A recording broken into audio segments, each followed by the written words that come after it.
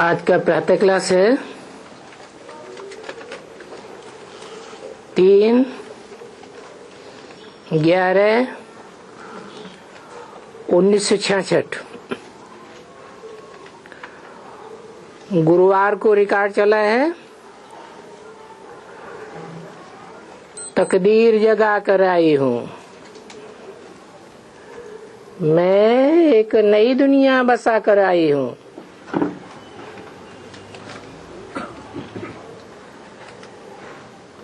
ये नई दुनिया और पुरानी दुनिया,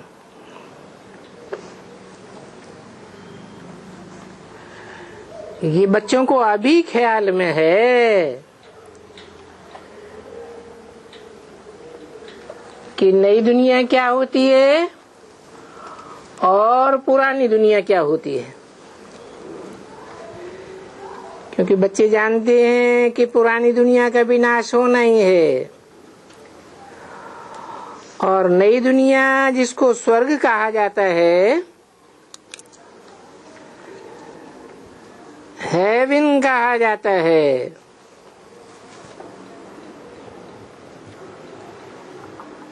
तो वो हेवन या स्वर्ग बाप ही रचते हैं। क्योंकि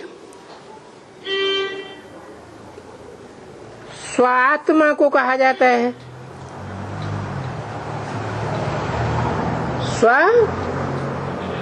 और ग माने गया, मना आत्मिक स्थिति में गया तो स्वर्ग।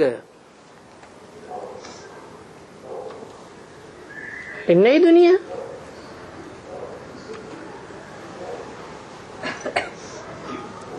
ये आत्मिक स्थिति में ले जाना कौन सिखाता है? जो सदैव स्व स्थिति में रहने वाला है।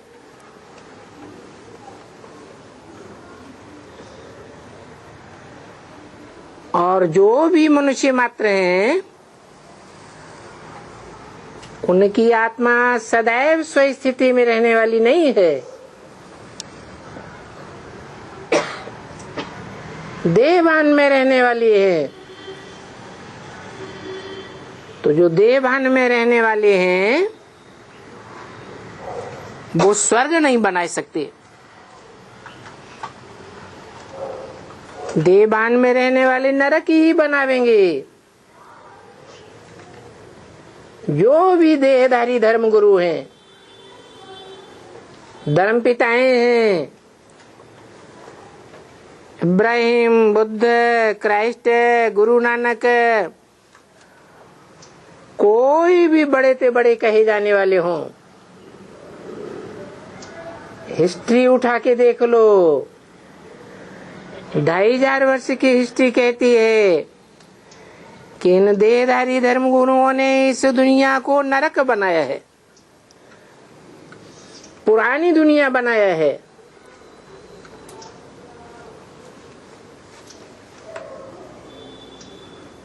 इसे हेवन नहीं कहेंगे।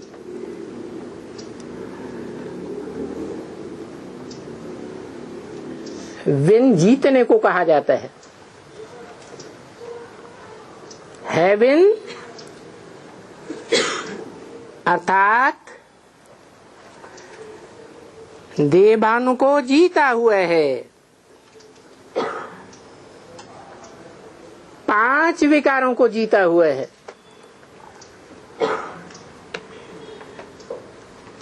तो वो हेवन कहो या स्वर्ग कहो, बेहद का आत्माओं का बाप ही रचते हैं। और बच्चे ये भी जानते हैं कि वो आत्माओं का बेहद का बाप जिसका नाम शिव है, काम के आधार पर ही नाम पड़ते हैं।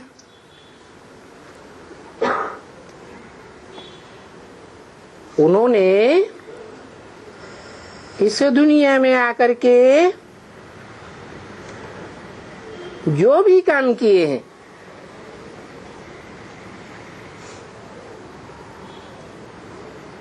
और काम तो इंद्रियों से ही किए जाते हैं, शरीर से ही काम किया जाता है। तो वो आत्माओं के बेहद के बाप ने इस दुनिया में आकर जो भी काम किए हैं सारे ही कल्याणकारी काम है। शिव का अर्थ ही है कल्याणकारी। उनकी जयंती भी जरूर मनाते हैं। जयंती साकार की मनाई जाती है, जन्मदिन साकार का मनाया जाता है या निराकार का मनाया जाता है? तो निराकार आत्मा जो सदैव निराकारी स्टेज में रहने वाला है, वो भी इस षष्ठी रंगमंच पर आकर के शरीर धारण करता है और उस शरीर की कर्म इंद्रियों के द्वारा जो भी करता है, जो भी बोलता है, सब कुछ कल्याणकारी। अकल्याण का नाम निशान नहीं। इसलिए उनकी जयंती मनाई जाती है। जयंती माना ही जय जयकार। इस सृष्टि का अंतिम छोर होता है जब अंत में बाप प्रत्यक्ष होकर के सारी दुनिया में जय जयकार कराई देते हैं। और आते भी कब हैं? जब इस सृष्टि पर घोर अज्ञान की अंधकार की रात्रि हो जाती है। सारी दुनिया तो घोर अज्ञान अंधकार की रात्रि में होती ही है। सभी धर्म वाले, सभी देश वाले घोर अज्ञान अंधकार की रात्रि में होते हैं, परंतु बाप जिन ब्राह्मणों के बीच में आकर के ज्ञान देते हैं सृष्टि के आदि मध्य अंत का, वो ब्राह्मण भी अज्ञान अंधकार की रात्रि में डूब जाते हैं।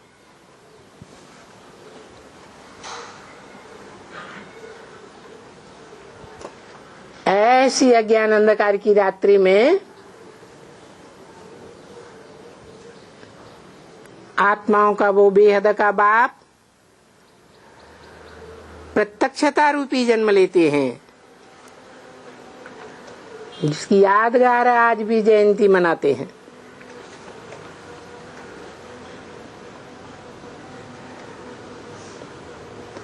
अभी दोनों अक्षर का अर्थ दुनिया में कोई नहीं जानते।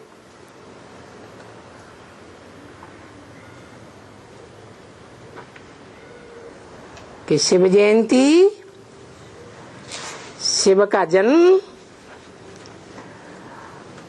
अभी शिव का जन्म ये तो मनुष्यों का जन्म मनाते हैं।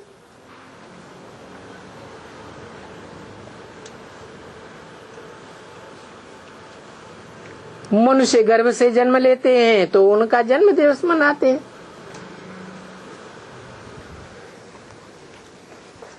गर्भ में उनको जाना पड़ता है जिनका पूर्व जन्मों का कोई सुख दुख का बंधन होता है।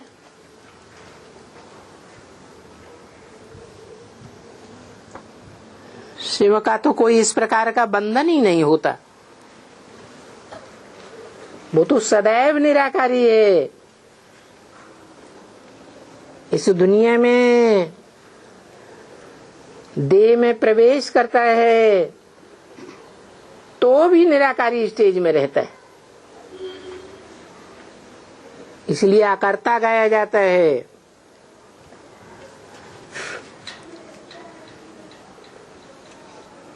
क्योंकि आत्मिक स्थिति में जो कर्म किए जाते हैं उनका कोई कर्म बंधन नहीं बनता।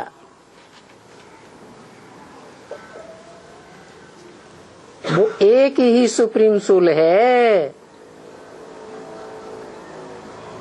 जिसका शरीर में पार्ट बजाते हुए भी कोई कर्म बंधन नहीं बनता।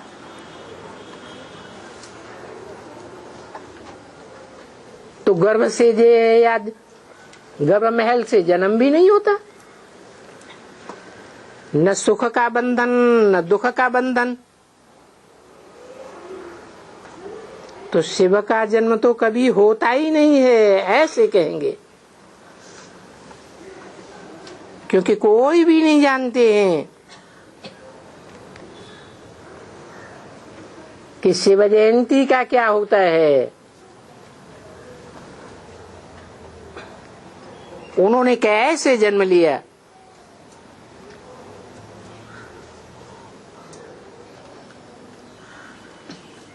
कृष्ण का तो जन्म गाया जाता है कि बरोबर उन्होंने जन्म लिया। उनकी तिथि तारीख सब कुछ शास्त्रों में दिखाते हैं।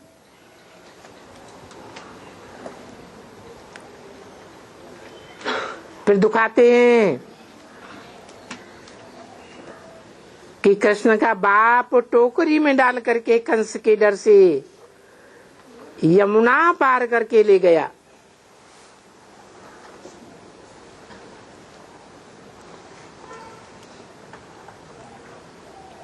अब ये जो शास्त्रों में बातें दिखाई हैं, जिन शास्त्रों की सार की बातों को बाबा उठा करके बोलते हैं, तो उन बातों में तो जरूर कोई सार है। इसमें क्या सार है? यही सार की बात है कि कृष्ण को वासुदेव कहते हैं। उनके पिता का नाम वसुदेव है। वसु ज्ञान धन संपत्ति को कहा जाता है। वास्तव में वसुदेव कोई दूसरा नहीं है, कृष्ण का बाप ही वसुदेव है, जो सारी दुनिया को ज्ञान धन देने के निमित्त बनता है। क्योंकि वही है जो डायरेक्ट नर से नारायण बनता है और निराकार बाप से तीनों काल का ज्ञान अर्जन करता है। तो दिखाया है कि कृष्ण का बाप बुद्धि रूपी टोकरी में डाल करके, अर्थात जो नर से नारायण पद पाने वाली आत्मा है, जिसे राम बाप भी कहा जाता है, कृष्ण तो बच्चे को कहा जाता है। उस बच्चा बुद्धि आत्मा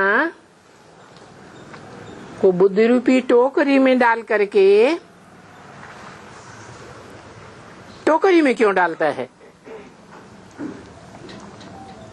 क्योंकि कंस का डर रहता है। कंस के डर से वो यमुना नदी को पार करके ले गया। यमुना नदी काली नदी है।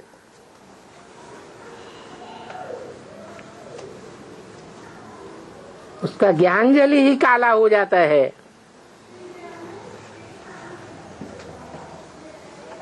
क्योंकि उस नदी में कालिया नाग वास करता है।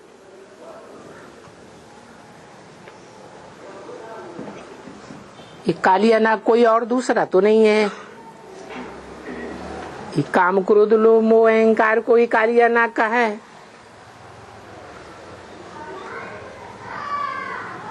तो देखो कृष्ण के लिए ये सब बातें लिखी हुई हैं, लेकिन शिव के लिए तो जयंती के लिए कोई वर्णन नहीं है शास्त्रों में, बिल्कुल ही।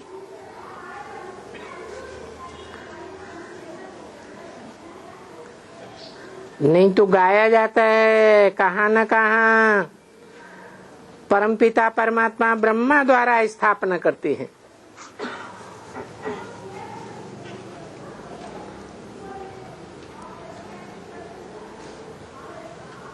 फिर शंकर द्वारा विनाश, पुरानी दुनिया का, पुराने संगठन का। फिर विष्णु द्वारा नए संगठन की पालना होती है।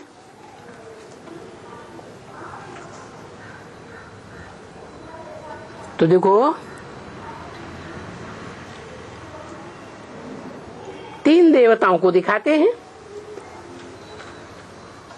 देवताएं तो देवताएं ही हैं, भगवान तो नहीं है। भगवान के लिए कहा जाता है 3 देवताओं के द्वारा स्थापना, पालना और विनाश का कर्तव्य कराते हैं। तो ऊंचा तो भगवान ही ठहरा ना, जिसे परमपिता परमात्मा कहा जाता है।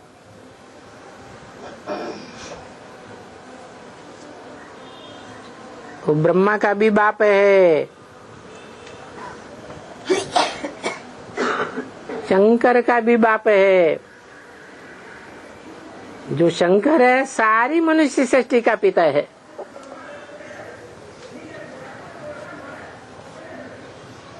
आदि पिता है।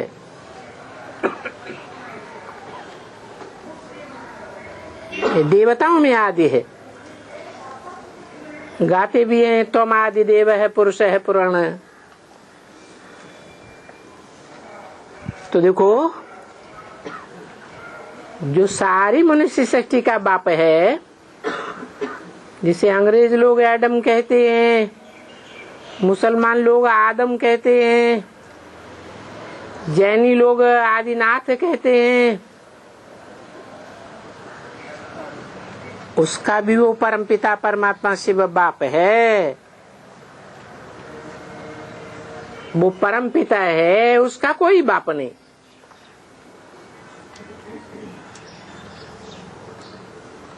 धर्म पिताओं का भी बाप।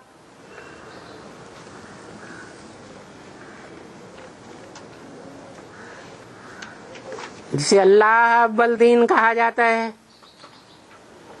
दीन माने धर्म, अव्वल नंबर का धर्म जिसने स्थापन किया, वो इतना पुराना धर्म है, देवी देवता धर्म, कि उसके बारे में सबको विस्मृति हो जाती है। सिर्फ नाम मात्र रहता है। स्वर्ग, बैकुंठ, पैराडाइज, जन्नत।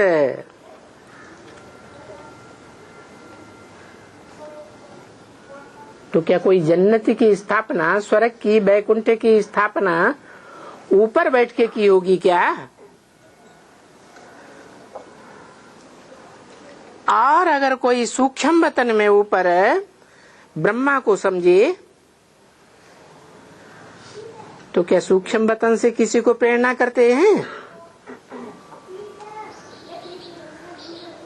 ये भी तो नहीं हो सकता। तो बाप बैठ करके समझाते हैं, अच्छी तरह से समझाते हैं कि याद तो करते ही हैं पतित पावन को।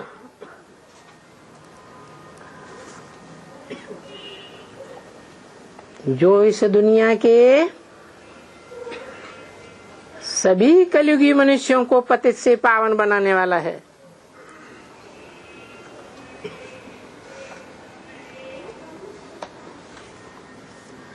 उसकी प्रत्यक्षता रूपी जन्म की यादगार भी मनाते हैं शिव जयंती।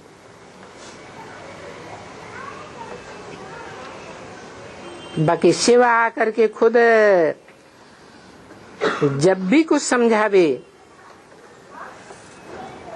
तभी कोई मनुष्य की बुद्धि में बैठेगा। सृष्टि के आदि मध्य अंत का राज कोई नहीं जानता, क्योंकि सब मनुष्य मात्र जन्म मरण के चक्र में आने से पूर्व जन्म की बातों को भूल जाते हैं।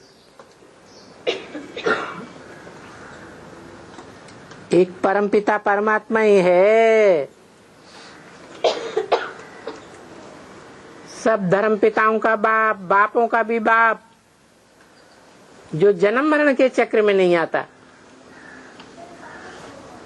इसलिए उसे सब याद रहता है। सृष्टि का आदि, सृष्टि का मध्य, अंत सब पता रहता है। इतनी बड़ी सृष्टि में वो एक ही आत्मा है तुरिया, जो त्रिकालदर्शी है।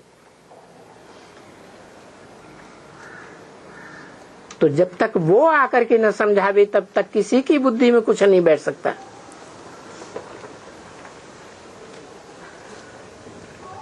कोई की बुद्धि में तब तक बैठ ही नहीं सकता। और ये ड्रामा में नूद होने के कारण बाप को ही समझाने के लिए आना पड़ता है। कब आना पड़ता है? जब ये सृष्टि चार अवस्थाओं से पसार हो जाती है। दुनिया की हर चीज चार अवस्थाओं से पसार होती है। सत्व प्रधान, सतो सामान्य, रजो और तमो। तो ये सृष्टि की भी जब तामसी स्टेज हो जाती है, जर्जरीभूत अवस्था हो जाती है, दुखदायी सृष्टि हो जाती है, तब कलयुग के अंत में और नई सृष्टि के आदि में दोनों के संगम पर बाप को आना पड़ता है। ऐसे नहीं कि द्वापर के अंत में भगवान कृष्ण आया और पापी कलयुग की स्थापना करके चला गया।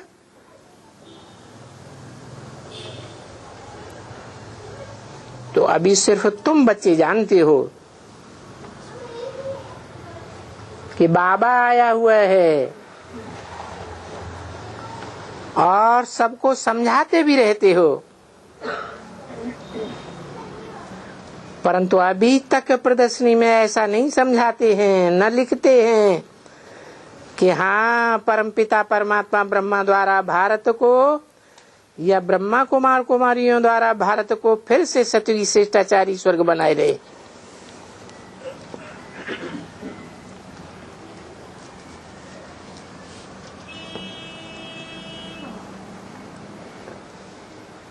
ये ओपिनियन कोई भी लिख करके नहीं देता।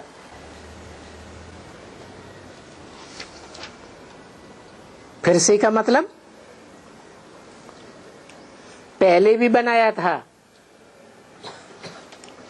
और अभी फिर से बनाए रहे।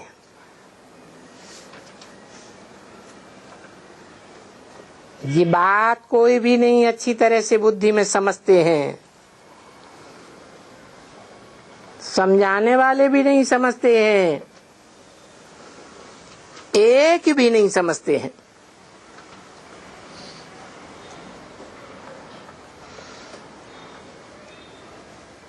कि यज्ञ के आदि में भी ऐसा संगठन तैयार हुआ था। नरक की दुनिया के बीच स्वर्गीय संगठन स्थापन हुआ था। कराची में जब हिंदुस्तान पाकिस्तान के बीच खून की नदियां बह रही थी, तब वो ब्राह्मणों का संगठन सागर के किनारे बंगले में 300-400 आत्माओं का संगठन बड़े आराम से रह पड़ा था।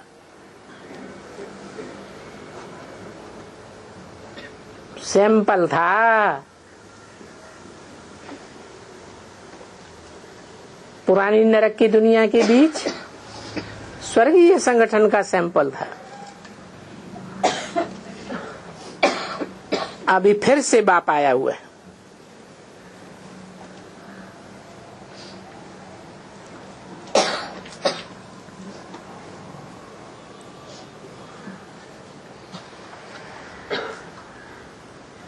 ब्राह्मणों की दुनिया के बीच ही आया हुआ है।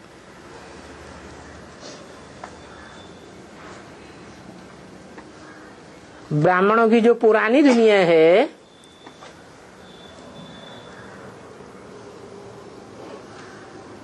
जरा जीर्ण सिंधियों की जो पुरानी दुनिया है,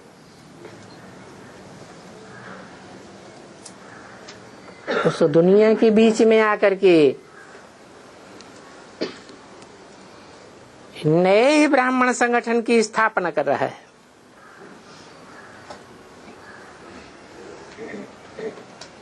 इसलिए बाप कहते हैं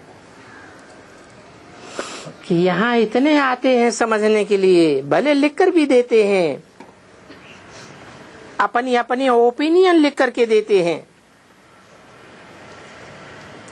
परंतु कोई की भी बुद्धि में यथार्थ रीत से बैठे कि ये बाबा आया हुआ है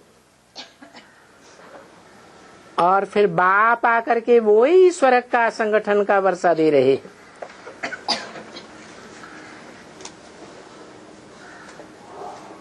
स्वर्ग के राजभाग का वर्षा दे रहे हैं, राजयोग सिखला रहे।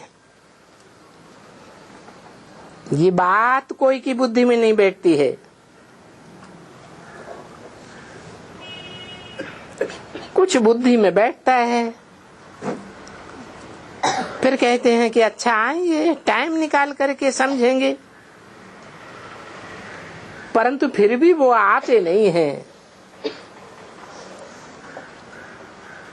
आते बहुत थोड़े हैं।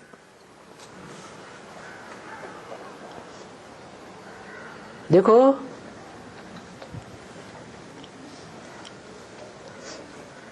पहली बार समझने के लिए कितने हजारों आते हैं,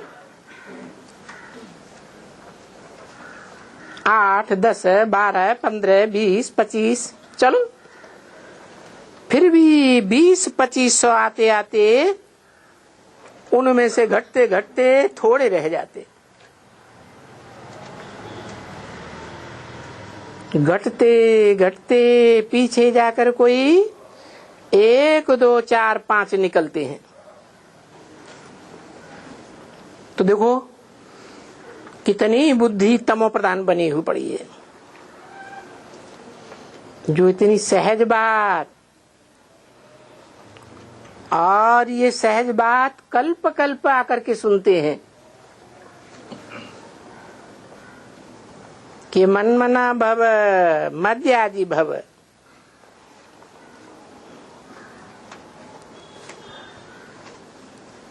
क्या मतलब? मत माने मेरे, मना माने मन में, भव माने समाजा। मेरे मन में समा जा, ये कौन कहते हैं? है शिव बाप कहते हैं। है हाँ हाँ, बाबा ही कहते हैं। साकार के बगैर कैसे कहेंगे? मन मना भव, ये कौन सी आत्मा कहती है?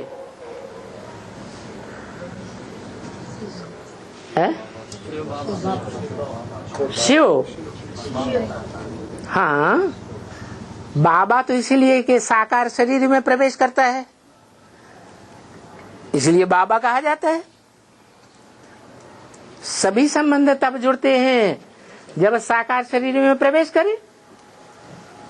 साकार शरीर में अगर प्रवेश न करे तो वो सिर्फ आत्माओं का बाप है, दूसरा कोई संबंध ही नहीं। आत्मा है सब भाई भाई, और वो है आत्माओं का बाप। परंतु जब शरीर में आते हैं तो बड़े से बड़ा अच्छे से अच्छा संबंध बनता है शिव बाबा। तो ये कौन कहते हैं मन मना भव है?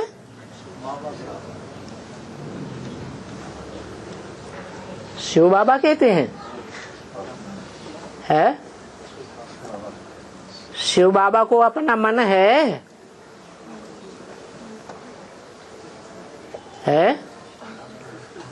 शिव की आत्मा को अपना मन है? मन का काम है सोच विचार करना, संकल्प विकल्प करना। तो शिव की आत्मा को संकल्प विकल्प करने की दरकार है, मनन चिंतन मंथन करने की दरकार है। उसको मन होता है, वो तो अमन है, अमन चैन से रहने वाली आत्मा है।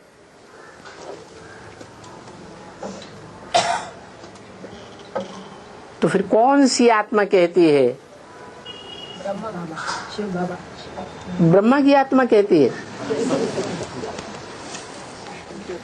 जैसे आत्मा में 3 शक्तियां हैं, मन, बुद्धि और संस्कार। तो शिव की तो आत्मा है, शिव की आत्मा में भी ये 3 शक्तियां हैं, ब्रह्मा रूपी मन,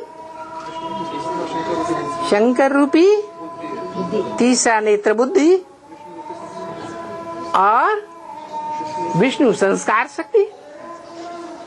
संस्कार परिवर्तन शक्ति विष्णु को कहा जाता है। वो जब तक प्रत्यक्ष न हो तब तक संस्कारों का परिवर्तन नहीं हो सकता। तो जैसे आत्मा में 3 शक्तियां हैं,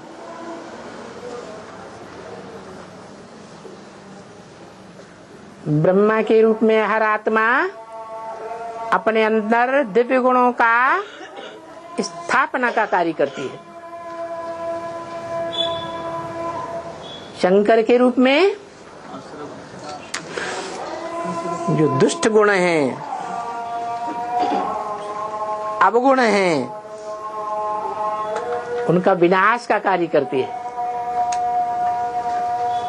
और अवगुणों का जब विनाश हो जाता है तो जो श्रेष्ठ गुण बचते हैं उनकी पालना का काम विष्णु के रूप में करती है। ये परिवर्तन शक्ति है। तीनों का काम अपनी अपनी जगह जरूरी है। ऐसे ही मन को ब्रह्मा कहें या न कहें? है ब्रह्मा कहें तो ब्रह्मा थोड़े ही खुद कहेगा मन मना भव, मेरे मन में समा जा। है शिव को मन है तो कौन कहते हैं? है शिव है। जिस मुकर्रर रथ में प्रवेश करते हैं उस रथ के द्वारा कहते हैं कि मेरा दिल कहो, मेरा मन कहो, जिसके ऊपर धरा हुआ है,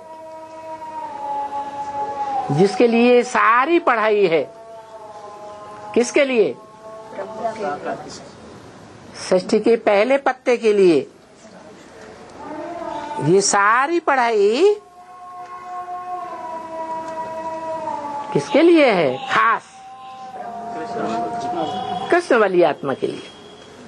तो वो मेरा दिल है, मेरा मन है, मेरा दिल उसके ऊपर आ गया। दुनिया में हर एक बाप, चाहे 10-12 बच्चे क्यों न हो, हर एक बाप का दिल कौन से बच्चे के ऊपर होता है? पहले बच्चे के ऊपर होता है। हिस्ट्री में भी देख लो, राजाओं ने अपनी राजाई किस बच्चे को दी? पहले बच्चे को दी। तो पहले बच्चे के ऊपर दिल होता है बाप का। तो मन मना भव का अर्थ क्या हुआ? ये मन मना भव किसने कहा है? शिव की आत्मा ने साकार मुकर्रर रथ में प्रवेश होकर के बोला कि मेरा जो मन है, मेरा जो दिल है, मेरा जो लखते जिगर है, कौन है? कृष्ण वाली आत्मा, जो सतयुग में पहला पत्ता बनेगा षष्ठी रूपी वृक्ष का, उसके मन में समा जा। अर्थात ब्रह्मा के मन में क्या है? खास बात क्या है?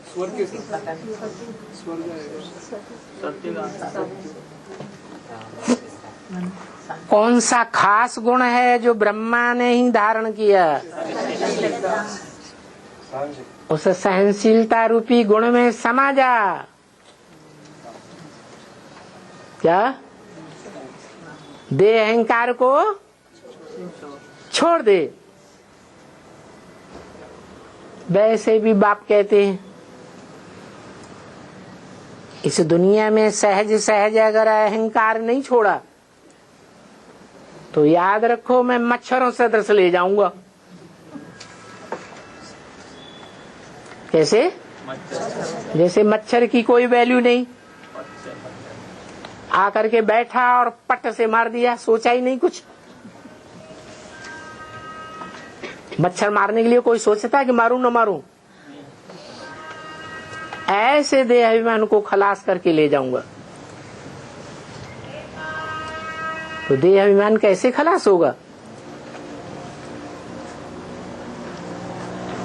कौन सा गुण, कौन सी शक्ति धारण करें?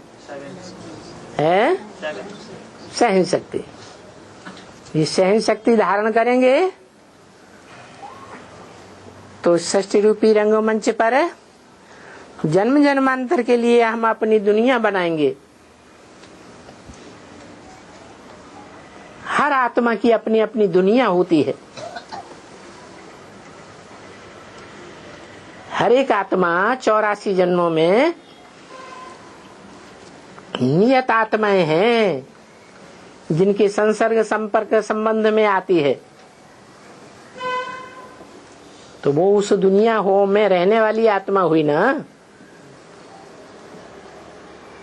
500 करोड़ के संसर्ग संपर्क में तो एक ही आत्मा आती है जिसे मनुष्य सृष्टि का बाप कहा जाता है अथवा ब्रह्मा कहा जाता है। जिस ब्रह्मा की गोद में सभी धर्म की आत्माएं के पलती हैं, खेलती हैं। तो बोला मन मना भव, मेरे मन रूपी ब्रह्मा में समा जा। जैसे सागर में से एक चुल्लू पानी ले, वो चुल्लू पानी भी खारा और उसको सागर में डाल दिया तो क्या हुआ? खारा ही रहा। लेकिन वो चुल्लू पानी सागर में मिलकर के सागर बन गया है या नहीं बन गया? सागर ही बन गया। तो ऐसे ही हर मनुष्य आत्मा को आखिरी वो सहन शक्ति का गुण धारण करना ही पड़ेगा। मन मना भव होना ही पड़ेगा। तो जब मन मना भव होते हैं तब पक्के पक्के मध्याजी भव होते हैं। मत माने मेरे, याजी माने यजन करने वाला, मेरे लिए यजन करने वाला, यज्ञ अर्थात सेवा करने वाला। जब तक मन मना भव नहीं हुए हैं पूरे, तब तक मेरे लिए सेवा नहीं कर सकेंगे। किसके लिए करेंगे? हैं? अपनी देह के लिए करेंगे, स्वार्थ के लिए करेंगे। सेवा किसके लिए करेंगे? अपने स्वार्थ पूर्ति के लिए करेंगे या भगवान बाप के कार्य के लिए करेंगे? है देह का मोह है, देह में ममत्व है, तो अपने लिए करेंगे। विश्व कल्याण के लिए करें 100%, ये तभी हो सकता है जब देह भान को बिल्कुल खत्म कर दें। तो अक्षर ही ये दोनों हैं मुख्य। कौन से? मध्याजी भव। मुझे याद करो तो पाप तुम्हारा विनाश हो जाएगा। क्या? मुझे याद करो तो तुम्हारा पाप विनाश हो जाएगा। कब विनाश हो जाएगा? है जब मन मेरे में लगा दो। मन को मेरे मन में तिरोहित कर दो। तुम्हारा मन अपने लिए कुछ भी न रहे। इच्छा मात्रम अविद्या। तो गारंटी करते हैं ना, ये जो भी तुम्हारे सिर पर पाप हैं उनके लिए मैं गारंटी करता हूँ, सारे ही तुम्हारे पाप भस्म हो जाएंगे।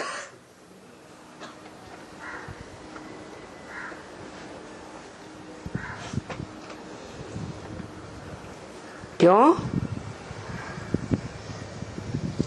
क्योंकि यज्ञ सेवा के लिए जो भी कर्म किए जाते हैं उन्हीं कर्मों से बंधन का छुटकारा मिल सकता है। कौन सा बंधन? देह का बंधन। ये देह के बंधन तब तक चलते रहते हैं जब तक ईश्वरीय सेवा में हम अपना तन मन धन संपूर्ण स्वाहा नहीं कर पाते।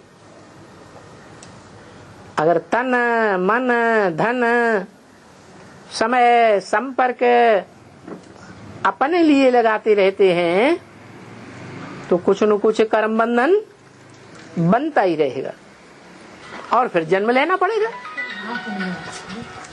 इसे पुरानी दुनिया में ही जन्म लेना पड़ेगा। इसलिए क्या करना है? यज्ञ सेवा के अतिरिक्त और जितनी भी सेवाएं हैं उन सेवाओं से कर्म बंधन बंधेगा या खत्म होगा? हैं? बंधेगा। अभी देखो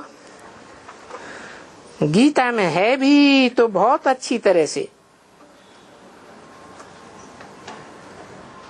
और तुम बच्चे भी समझाते हो अच्छी तरह से कि बाबा शिव बाबा ब्रह्मा द्वारा कहते हैं कि मुझे याद करो।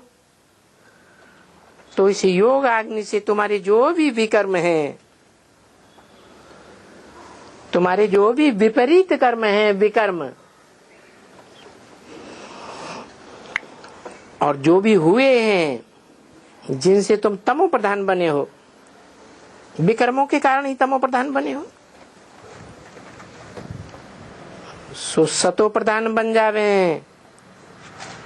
और फिर ये तो जरूर है जबकि बाप बैठकर पढ़ाते हैं और कहते हैं फिर कोई भी विकर्म नहीं करो। पिछले पाप कर्म भस्म होते जाएं और नए नए विकर्म करते जाएं तो क्या होगा? है और ही पापात्मा बनेंगे या पुण्यात्मा बनेंगे? क्योंकि ज्ञान में आने के बाद फिर कोई अगर पाप करता है तो उसके ऊपर 100 गुना बोझ चढ़ता है।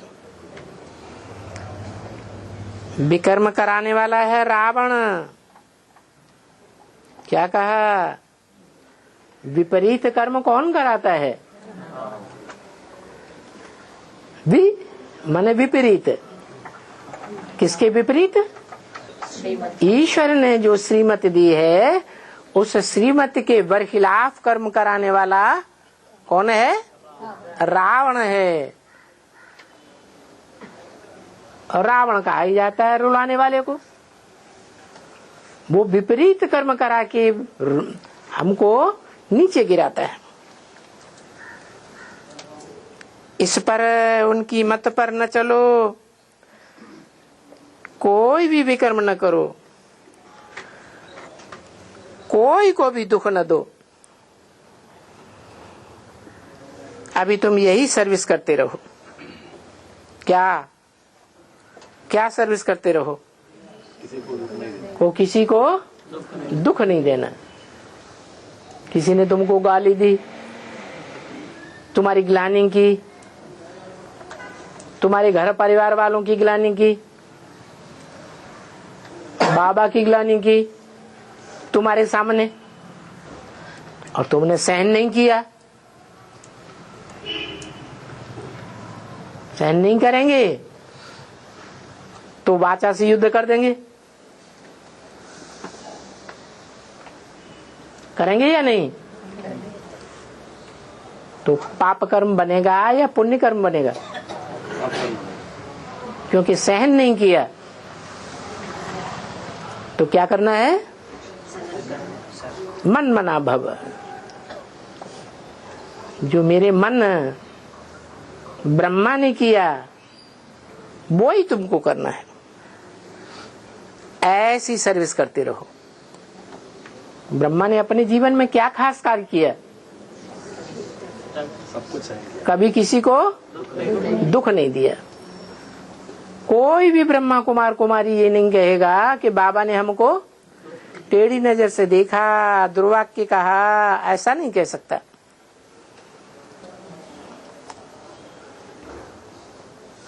ऐसी सर्विस करते रहो। जो बाबा आए हैं सर्विस करने, पतित को पावन बनाने। देखो बाबा कहते हैं ना कि पतित को पावन बनाने।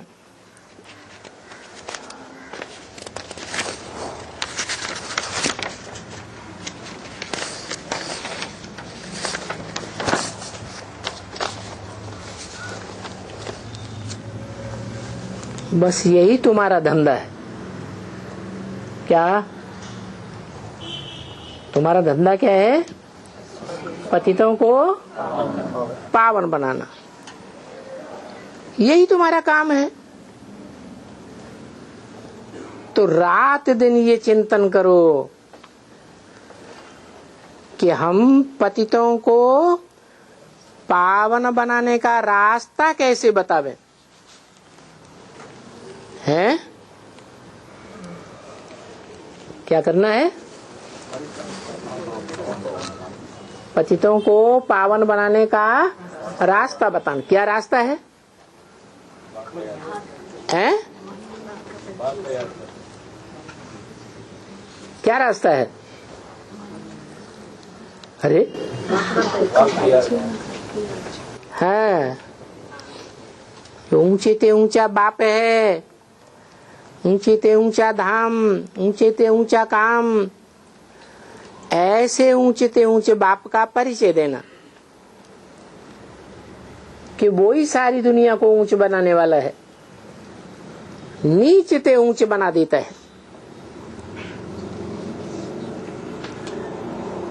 उसका जितना भी हम संग करेंगे,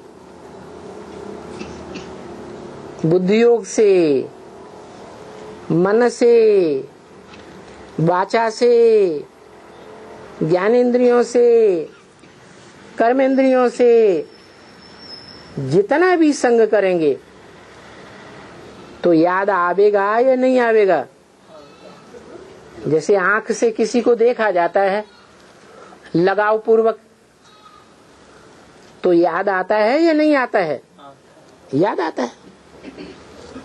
तो देखो रास्ता बड़ा सिंपल है, एकदम सिंपल रास्ता। सिंपल ते सिंपल कि तमो प्रधान बने हो, योग बल से सतो प्रधान बनेगा, और सब के लिए एक ही दवाई, और ये अविनाशी सर्जन की दवाई है।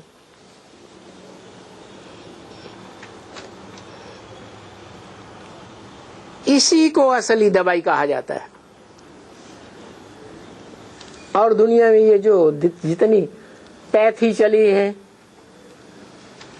इनसे सुधार हो रहा है और ये बीमारियां बढ़ रही हैं और ये बीमारियां बढ़ रही हैं। दुनिया का सुधार तो नहीं हो रहा है। तो एक ही दवाई है, एक ही अविनाशी सर्जन है,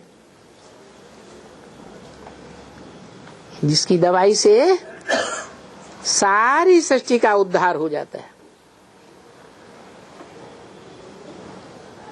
सो भी ये कोई दवाई बवाई भी नहीं है, ये कोई मंत्र भी नहीं है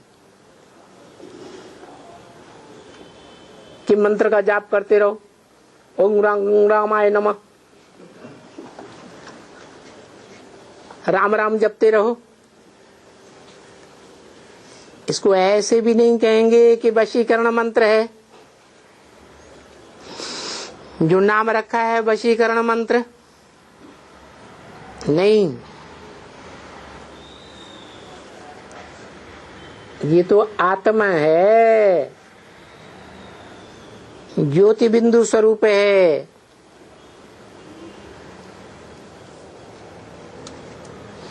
इस स्वरूप में स्थिर हो जाओ।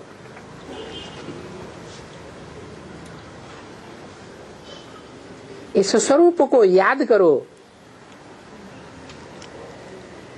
देखो कैसे क्लियर समझाते हैं। और कल पहले भी तो क्लियर करके समझाया था।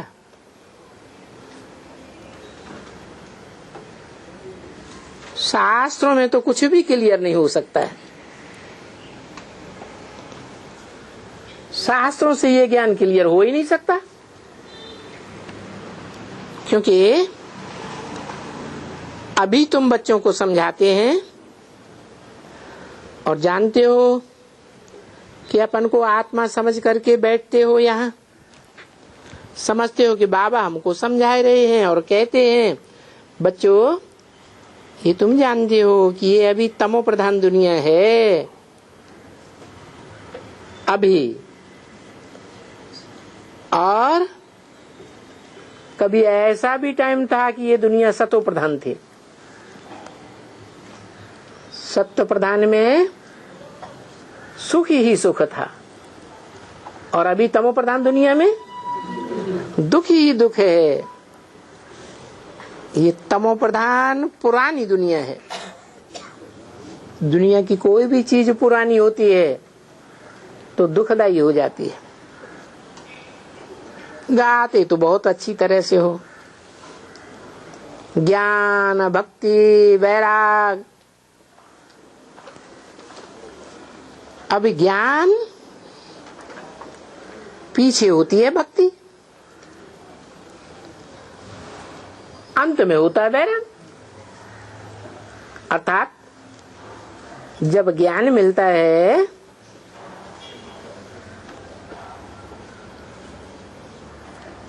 तो ज्ञान का प्रारब्ध मिलता है, सुख मिलता है, दुखों से छुटकारा मिलता है। वो टाइम भी पूरा होता है, फिर भक्ति चालू होती है। भक्ति करते करते फिर ज्ञान मिलने से वैराग आ जाता है इस दुनिया से।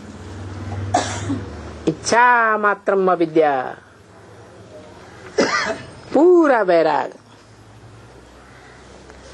तो वैराग किस दुनिया से है? पुरानी दुनिया से, दुखदाई दुनिया से। इस छी पुरानी दुनिया का वैराग। और फिर उसके लिए जो पुरानी दुनिया है उसमें पाप आत्मा बन गए हो, पतित बन गए हो। सो तो अपन को आप ही कहते हो पतित पावन आओ, हे पतितों को पावन बनाने वाले आओ। पतित बन गए हो तब तो बुलाते हो, या भले कुछ पतित पावन न भी कहें तो भी हे लिबरेटर आओ। अब लिबरेट किससे करना है, छुटकारा किससे पाना है? दुखों से छुटकारा पाना है, बंधन से, इस देह के बंधन से छुटकारा पाना है। किसके दुख से? ये रावण राज्य, शैतानी राज्य से छुटकारा पाना है। ये अंग्रेजी में इसको शैतान भी कहते हैं। किसको? रावण राज्य को। यहां तो रावण कहते हैं और वो मुसलमान लोग शैतान कहते हैं। तो वो बेचारे चाहते हैं कि शैतान राज्य से हमको मुक्त करके हमको अपने शांति घर में ले चलो। असुल घर कहते ही हैं बिल्कुल आकर के, हे माता पिता हमको लिबरेट करके फिर हमारा गाइड बनो, गाइड बनकर हमको साथ में ले चलो।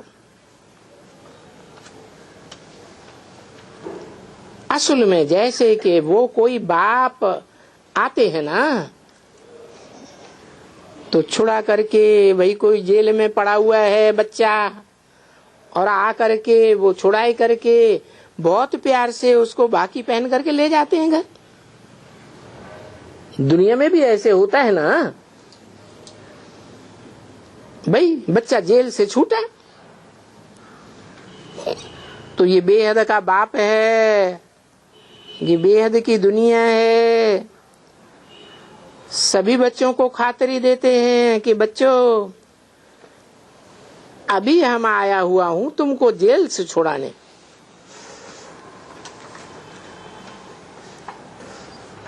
दिखलाते हैं प्रदर्शनी में उस रावण का पिंजरा,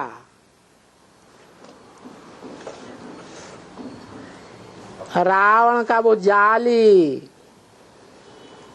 उसमें से वो चूहे के मिसल फंसे हुए हैं, वो भी दिखलाते हैं वहां। परंतु कोई भी पूरी रीति समझते नहीं है। नहीं तो इतना मीठा बाप आकर समझाते हैं, बच्चों, हे बच्चों तुम पुकार रहे हो, ड्रामा पूरा हो रहा है। ये कल्प कल्प ऐसे ही होता है। मैं आकर के तुमको सिंपल रीत से छुड़ाता हूं, क्योंकि तुमने ही बहुत भक्ति की है। बहुत भक्ति में मंदिरों में पैसा घुमाए घुमाए करके बाकी भरतनाट्य पहनी जाकर बने हो। अभी हम फिर से तुमको स्वर्ग का मालिक बनाता हूं। अभी सिर्फ मेरी एक बात अच्छी तरह से मानो। देखो बच्चों को बैठकर जो सुनते हैं, सुनाते हैं, बच्चे कानों से सुनते हैं। ये बाबा मुख से कहते हैं, और कौन सुनते हैं? आत्मा सुनती है, आत्मा जानती है। अरे भाई आत्मा हमारी तमो प्रधान बन गई है, सतो प्रधान तो नहीं है, क्योंकि ये कोई सतयुग तो नहीं है, अभी कलयुग है। आत्मा तमो प्रधान बन गई है। अभी सतो प्रधान बनने का विचार आया है। अच्छा एक बात कि एक तो पवित्र रहो, अब पतित मत बनो। कोई को भी दुख नहीं दियो। और ये मंत्र है क्या? मन मना भव।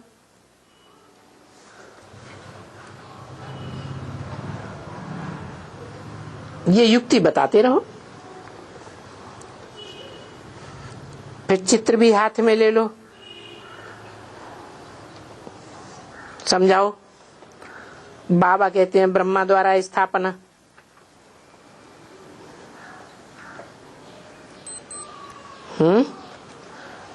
ब्रह्मा द्वारा कहते हैं मुझे याद करो, तो तुम्हारे पाप कट जावेंगे। किसके द्वारा कहते हैं? क्या कहते हैं? ब्रह्मा द्वारा कहते हैं मुझे याद करो तो तुम्हारा पाप कट जाएगा। ब्रह्मा द्वारा कहते हैं मुझे याद करो। ब्रह्मा द्वारा कहते हैं किसे याद करो? मुझे माने शिव बाबा को याद करो। ब्रह्मा द्वारा कहते हैं तो ब्रह्मा के द्वारा ब्रह्मा को ही याद करेंगे ना, है?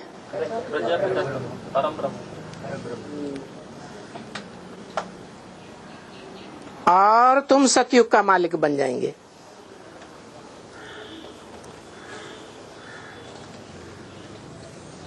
तुम सतयुग का मालिक बन जाएंगे।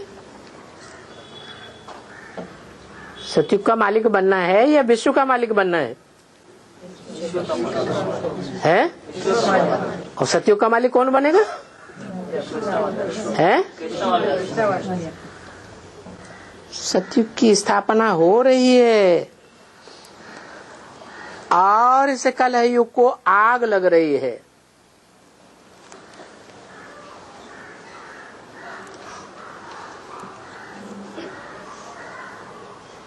इतनी सिंपल बात है समझाने की। एटम बम फटेंगे और सारी दुनिया को आग लगेगी। कोई भी हो भी, कोई भी धर्म वाला हो, वो भी समझ जावे ड्रामा को और उनको बताना चाहिए फलाना फलाना धर्म कब कब आता है। और फिर सभी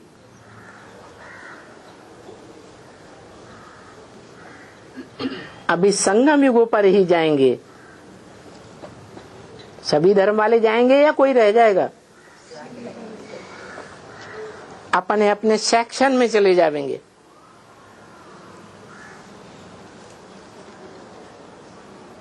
माना भगवान बाप का जो घर है, आत्माओं का लोक है, वहां भी सेक्शन बाजी है?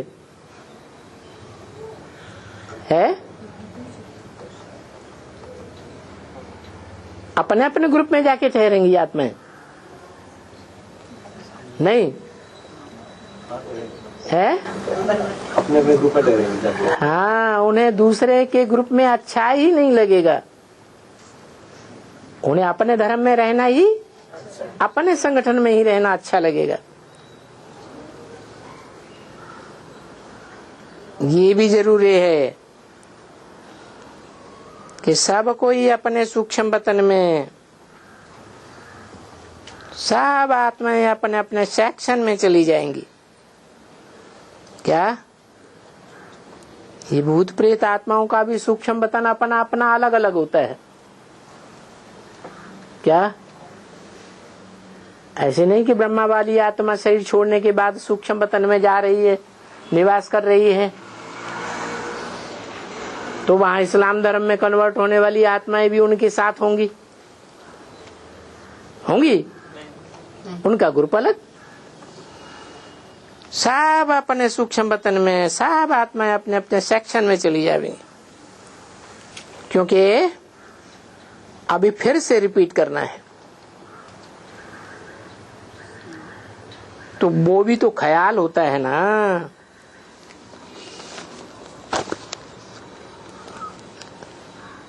फिर से कौन रिपीट करेंगे? है, सभी धर्म वाले रिपीट करेंगे। जो धर्म वाले जिस नंबर पर सच रूपी रंगमंच पर आए हैं उसी नंबर पर रिपीट करेंगे। फिर भी पहले पहले कौन सा धर्म आवेगा? देवी देवता सनातन धर्म, उसको ही कहा जाता है देवी देवता धर्म। ओम शांति।